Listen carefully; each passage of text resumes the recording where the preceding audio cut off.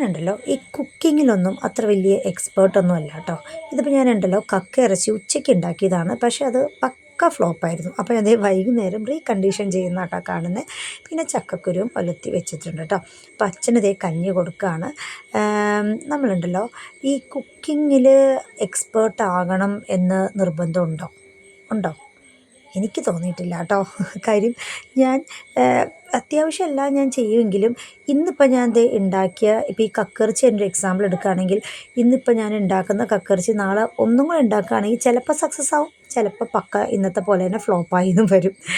അത് ഒരു എന്താ പറയുക, ഒരു ഓരോരുത്തർക്ക് ഒരു സ്കില്ലാണ് അതല്ലേ നന്നായിട്ട് കുക്ക് ചെയ്യാൻ പറ്റുക എന്നുള്ളത്.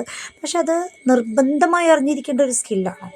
ജീവിച്ച് പോകാനായിട്ട് അല്ലറ ചില്ലറ കുക്കിങ്ങൊക്കെ അറിഞ്ഞിരിക്കുക അല്ലേ. മറ്റുള്ളവരെ ഡിപ്പെൻഡ് ചെയ്ത് ജീവിക്കാതിരിക്കണമെങ്കിൽ നമ്മുടെ കാര്യം നോക്കാനായിട്ടുള്ള അല്ലറ ചില്ലറ കുക്കിങ്ങൊക്കെ അറിഞ്ഞിരിക്കുക എന്ന് പറയുന്നതാണ് എൻ്റെ ഒരു പോളിസി കേട്ടോ. പിന്നെ കുക്കിംഗ് നന്നായിട്ട് ചെയ്യുന്നവരാണെങ്കിൽ നല്ല കാര്യം ഈ മറ്റുള്ളവരെ മനസ്സിലേക്കുള്ളൊരു വഴി എന്ന് പറയുന്നത് ഫുഡിൽ കൂടെയാണെന്നൊക്കെ ഇങ്ങനെ പണ്ടൊക്കെ പറഞ്ഞു കേട്ടിട്ടുണ്ടല്ലോ. അങ്ങനെയൊക്കെ കയറാൻ ഉദ്ദേശിക്കുന്നവർക്കൊക്കെ നന്നായിട്ട് കുക്ക് ചെയ്യാൻ അറിഞ്ഞാൽ നല്ല കാര്യം. പക്ഷേ എൻ്റെ കാര്യം നേരെ തിരിച്ചാട്ടോ. എനിക്കങ്ങനെ കുക്കിങ്ങിനോട് ഇഷ്ടമാണ്, പക്ഷേ അത്യാവശ്യം അങ്ങനെ വലിയ സ്കില്ലൊന്നും എനിക്കില്ല. എന്നാലും തട്ടിമുട്ടിയൊക്കെ പോകും, അത്രയേ ഉള്ളൂ കേട്ടോ. പിന്നെ കുക്കിംഗ് അറിഞ്ഞില്ല എന്ന് വിചാരിച്ചിട്ടൊന്നും ഒരു പ്രശ്നമില്ല കേട്ടോ. ഇന്നത്തെ കാലത്ത് യൂട്യൂബൊക്കെ ഉണ്ടല്ലോ, അത്യാവശ്യം അതൊക്കെ നോക്കി സെറ്റ് ചെയ്തെടുക്കുക, അത്ര തന്നെ. ഇഷ്ടമായ സപ്പോർട്ട് ചെയ്യാൻ മറക്കല്ലേ. Be with T by.